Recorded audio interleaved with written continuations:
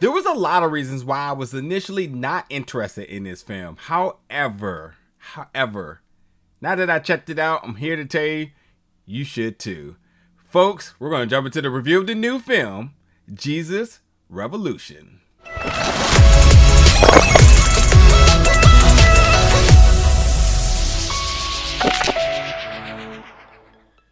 What's up, everybody, and welcome back to the channel today for another review. And today we're going to be reviewing the new film, Jesus Revolution, coming to theaters February 24th.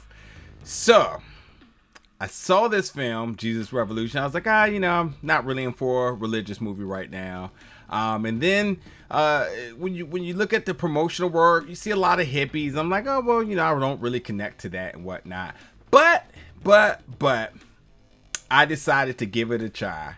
And I'm glad I did, because not only is this a story that I had never heard anything about, so I feel really empowered by the story, because it's a really good story and definitely a feel-good story that, it's always good to see a film that kind of lifts you up a little bit here. But I thought the performances was really solid as well too. So like going into a story that I had, I guess, zero expectation or interest, and coming out really enjoying it, makes me really enjoy doing what I do. So here I'm going to say, check out Jesus Revolution. I think it's a very solid film from top to bottom, from production, from the acting performances, and then the exposure to a story that you may not have heard of.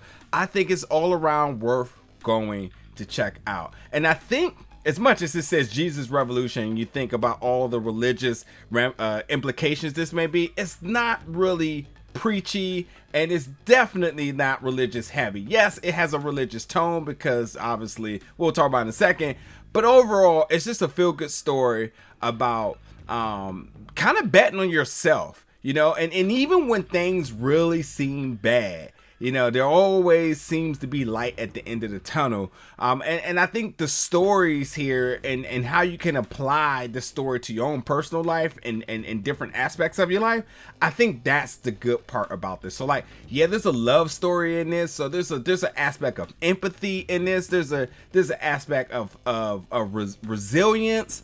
And then I think the biggest thing is hope. And I think like, just seeing all the folks, because this is based on a true story back in 1972 initially, about a story that Time magazine wrote, as they dubbed it as the Jesus Revolution. So understanding just the historical context of this, all the people in this time in society when we're trying to get to the moon and all sorts of different things, just seeing that everybody was collectively was able to come together in something positive, I think that's a really good thing. The war on drugs was insane at this time, war period.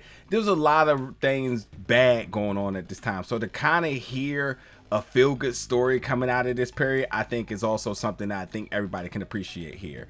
But when you talk about our cast here, you have Courtney, who plays Greg in this, and Greg is sort of, like I said, the connecting factor to the story with the person that things aren't going right for Greg, and every single time things appear to go right, they don't. And Greg also has this thing where it doesn't seem like no one wants to permanently stay in his life. So like, there is an abandonment issue here, and again, things I think people can relate to. But then he meets Lonnie, played by Jonathan Roumie, who is a charismatic hippie-street-preacher who, it goes from the streets to the big leagues here, because he truly does begin to gather a following.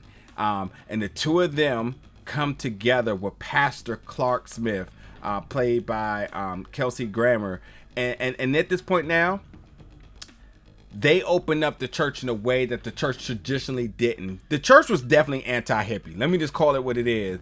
But when they started to focus on what Jesus' beliefs and preachings were in terms of just the church being for everybody, it would be counterproductive to not allow somebody that you may not agree with. Yeah, they did their drugs. Yeah, they played their music and whatnot.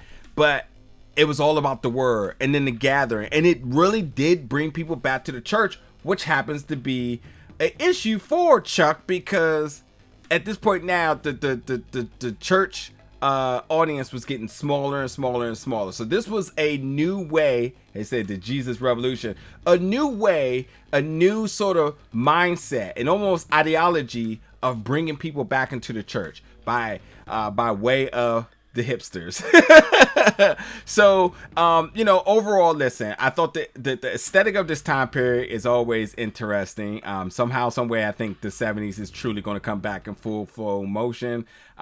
True hippiness is going on here from every part of it. The music is fun and hippie as it is, but overall, again, I think from Joel's performance as Greg, I really liked Kelsey's performance as Pastor Chuck Smith, because he was a lot of what I was watching this film in terms of like, no. But again, this film did sort of make you look yourself in the mirror about judging a book by its cover, especially in the eye of religion, where it is for everybody. And we should not be trying to exclude people, but include everybody. And they do intertwine that with, preaching from the Bible and whatnot. And I just thought it was just a really good thing to do so. But along with that too, there's a lot of historical ramifications here. And with that too, you're getting that knowledge, that information, that appreciation. And then you also kind of get an update on what's going on with everybody here. So again, this, as a lot of Americans deem, was like the awakening of Americans, the spiritual awakening of American history, because tons of people were coming to California here to be baptized by either Pastor Chuck Smith or by Lonnie. So, and these things, like when you see the film, you may even recognize some of these locations as well too. But knowing that like Chuck Smith did this in real life all the way into 2013, and when we start to learn about Greg and Greg's story, Greg right now is actually doing very, very good, and also too, they while everyone doesn't see eye to eye, I love the idea of just conversation and folks giving each other a second chance and forgiveness and empathy, as I mentioned as well too. But nonetheless, from the music, which is deemed as Jesus music in this, all the way to the numerous and thousands of people who were going to this cove to be baptized here, which is just an amazing thing as well too. Like all these people who were going to Pirates Cove in California and still doing so now, I think it's just a positive thing. Whether you believe in Christianity or not, I think that like just seeing the positiveness in this, the positivity in this, it's just something that's hopeful, puts a smile on your face, and overall for the film itself, it just gives you just a really good feeling in watching it. So I enjoyed this film because, again, with no expectations to almost not even wanting to check this out, I'm glad I did, because it just told a good story, really refreshing, and I think that I'm always a sucker when learning a little bit of history, and the fact of even now that Greg is still out here really contributing in a high impactful way. I'll just leave it at that. It's good to shed light on some of these folks that made a change. As I said, started a revolution, the Jesus Revolution, back in the 70s, where a lot of things were going all over the place. But yeah, you can check out Jesus Revolution in theaters February 24th, folks. You can get in those comments, let me know your thoughts about it, and as always, stay tuned for more reviews very soon.